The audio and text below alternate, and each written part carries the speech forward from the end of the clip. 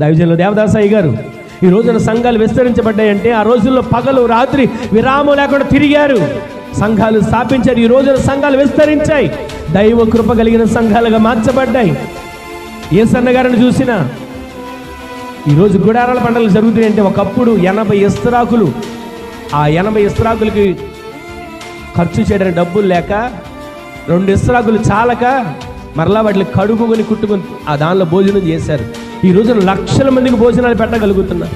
ఇంకా మనం గమనిస్తే ఎన్ని సహవాసాలు ఉన్నాయి, ఒకటని కాదు.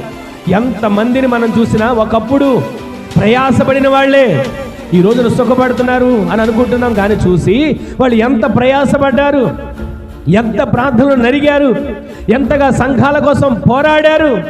ఈ రోజున ప్రయాసపడిన వాళ్ళు అంటారు, ప్రయాసపడినది నేను కాదు, నాకు తోడయున్న నా దేవుని కృప. గట్టిగా ఆమేన్ చెప్పండి.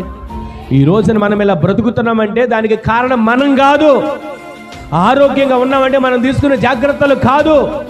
బలహీనతలు వస్తున్నా మరలా లేచి తిరగగలుగుతున్నామంటే మనమేదో వాడుతూ చేస్తున్న జాగ్రత్తలు కాదు, మనకు తోడై ఉన్న మన దేవుని కృపయే. గట్టిగా ఆమేన్ చెప్పండి. అందుకే మనందరి మీద ఏముండాలి?